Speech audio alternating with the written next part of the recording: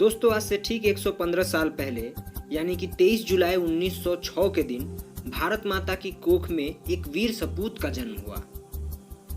मध्य प्रदेश के झाबुआ जिले के भाबरा नामक स्थान पर पंडित सीतारमन तिवारी के घर में जन्मा ये बालक बचपन से ही बहुत साहसी तथा निडर था।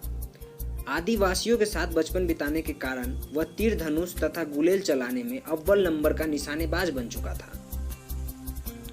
लगभग 14 वर्ष की उम्र में वह घर त्याग कर पहले बम्बई तथा उसके बाद बनारस में संस्कृति शिक्षा ग्रहण करने पहुंचा। तभी देश में एक दर्दनाक घटना घटी, जलियांवाला बाग हत्याकांड। हजारों निहत्थे लोगों पर अंग्रेजों ने अंधाधुंध गोलियां चलाई। इस घटना के बाद गांधी जी द्वारा चलाए गए असहयोग आंदोलन में भाग लेने के कारण मात्र 15 साल की उम्र में उन्हें गिरफ्तार कर जज के समक्ष प्रस्तुत किया गया, जहां उनसे जज द्वारा सवाल किए जाने पर अपना नाम आजाद, पिता का नाम स्वतंत्रता तथा पता जेल को बताया, जिसके कारण अंग्रेजों द्वारा उन्हें 15 कोड़े की सजा सुनाई गई। पर प्रत्येक कोड़े खाने के पश्चात उनके मुंह से आह के स्थान पर भारत माता की जय का नारा ही निकला। तभी से इनका नाम चंद्रशेखर तिवारी से चंद्रशेखर आजाद लोगों में विख्यात होता ही चला गया। जब 1922 में चौरी चौरा कांड घटने के कारण गांधी जी द्वारा सफल चल रहे असहयोग आंदोलन को वापस ले लिया गया, चंद्रशेखर आजाद को यह सही नहीं लगा। तभी से अहिंसा का मार्ग त्याग कर वह अपने तरीकों द्वारा देश को आजाद कराने के रास्ते पर चल दिए तथा उनके द्वारा कहा गया कि दुश्मन की गोलियों का हम सामना करेंगे, आजाद ही रहे हैं और आजाद ही रहेंगे।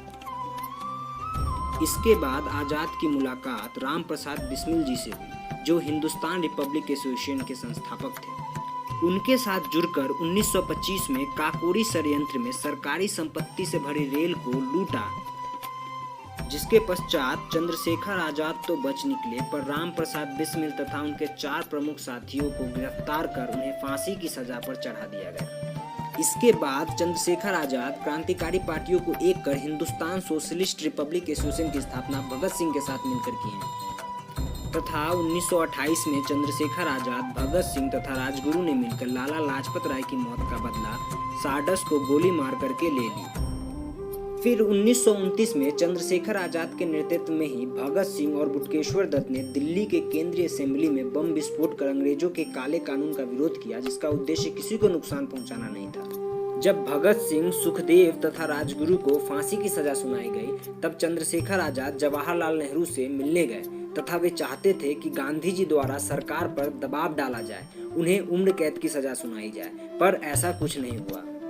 इसी सिलसिले में परेशान चंद्रशेखर आजाद 27 फरवरी 1931 को इलाहाबाद के अल्फ्रेड पार्क में अपने साथियों के साथ चर्चा कर रहे थे।